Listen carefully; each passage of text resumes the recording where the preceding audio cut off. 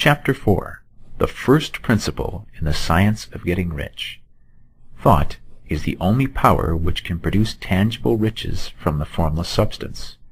The stuff from which all things are made is a substance which thinks, and the thought of form in this substance produces the form.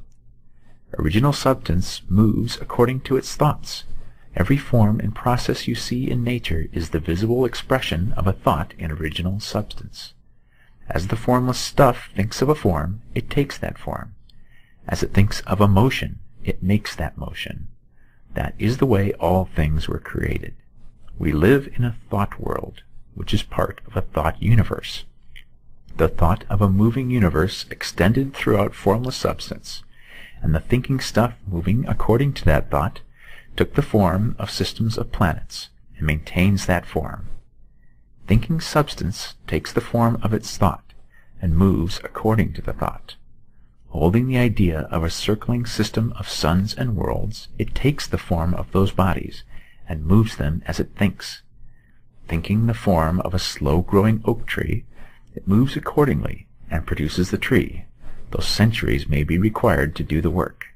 In creating, the formless seems to move according to the lines of motions it has established. The thought of an oak tree does not cause the instant formation of a full-grown tree, but it does start in motion the forces which will produce the tree along established lines of growth. Every thought of form, held in thinking substance, causes the creation of the form, but always, or at least generally, along lines of growth and action already established. The thought of a house of a certain construction, if it were impressed upon formless substance, might not cause the instant formation of the house, but it would cause the turning of creative energies already working in trade and commerce into such channels as to result in the speedy building of the house. And if there were no existing channels through which the creative energy could work, then the house would be formed directly from primal substance, without waiting for the slow processes of the organic and inorganic world. No thought of form can be impressed upon original substance without causing the creation of the form. Man is a thinking center and can originate thought. All the forms that man fashions with his hands must first exist in his thoughts. He cannot shape a thing until he has thought that thing. And so far, man has confined his efforts wholly to the work of his hands. He has applied manual labor to the world of forms, seeking to change or modify those already existing. He has never thought of trying to cause the creation of new forms by impressing his thoughts upon formless substance. When man has a thought form, he takes material from the forms of nature and makes an image of the form which is in his mind. He has, so far, made little or no effort to cooperate with formless intelligence, to work, quote, with the Father, end quote. He has not dreamed that he can, quote, do what he seeth the Father doing, end quote. Man reshapes and modifies existing forms by manual labor. He has given no attention to the question whether he may not produce things from formless substance by communicating his thoughts to it. We propose to prove that he may do so, to prove that any man or woman may do so, and to show how. As our first step, we must lay down 3 fundamental propositions. First, we assert that there is one original formless stuff or substance from which all things are made. All the seemingly many elements are but different presentations of one element. All the many forms found in organic and inorganic nature are but different shapes made from the same stuff. And this stuff is thinking stuff. A thought held in it produces the form of the thought. Thought in thinking substance produces shapes. Man is a thinking center, capable of original thought. If man can communicate his thought to original thinking substance, he can cause the creation or formation of the thing he thinks about. To summarize this, 1. There is a thinking stuff from which all things are made, and which, in its original state, permeates, penetrates, and fills the interspaces of the universe. 2. A thought in this substance produces the thing that is imagined by the thought. 3. Man can form things in his thought, and, by impressing his thought upon formless substance, can cause the thing he thinks about to be creative. It may be asked if I can prove these statements, and without going into details, I answer that I can do so, both by logic and experience. Reasoning back from the phenomena of form and thought, I come to one original thinking substance, and reasoning forward from this thinking substance, I come to man's power to cause the formation of the thing he thinks about. And by experiment, I find the reasoning true, and this is my strongest proof. If one man who reads this book gets rich by doing what it tells him to do, that is evidence in support of my claim. But if every man who does what it tells him to do gets rich, that is positive proof until someone goes through the process and fails. The theory is true until the process fails, and this process will not fail, for every man who does exactly what this book tells him to do will get rich. I have said that men get rich by doing things in a certain way, and in order to do so, men must become able to think in a certain way. A man's way of doing things is the direct result of the way he thinks about things. To do things in a way you want to do them, you will have to acquire the ability to think the way you want to think. This is the first step towards getting rich.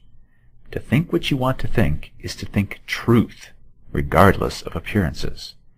Every man has the natural and inherent power to think what he wants to think, but it requires far more effort to do so than it does to think the thoughts which are suggested by appearances. To think according to appearances is easy. To think truth, regardless of appearances, is laborious and requires the expenditure of more power than any other work man is called upon to perform. There is no labor from which most people shrink as they do from that of sustained and consecutive thought. It is the hardest work in the world. This is especially true when truth is contrary to appearances. Every appearance in the visible world tends to produce a corresponding form in the mind which observes it, and this can only be prevented by holding the thought of the truth. To look upon the appearance of disease will produce the form of disease in your own mind, and ultimately in your body, unless you hold the thought of the truth, which is that there is no disease. It is only an appearance, and the reality is health. To look upon the appearances of poverty will produce corresponding forms in your own mind, unless you hold to the truth that there is no poverty, there is only abundance. To think health when surrounded by the appearances of disease, or to think riches when in the midst of appearances of poverty, requires power. But he who acquires this power becomes a master mind. He can conquer fate. He can have what he wants. This power can only be acquired by getting hold of the basic fact which is behind all appearances, and the fact is that there is one thinking substance from which and by which all things are made. Then we must grasp the truth that every thought held in this substance becomes a form, and that man can so impress his thoughts upon it as to cause them to take form and become visible things. When we realize this, we lose all doubt and fear, for we know that we can create what we want to create, we can get what we want to have, and can become what we want to be. As a first step toward getting rich, you must believe the three fundamental statements given previously in this chapter, and in order to emphasize them, I repeat them here. 1.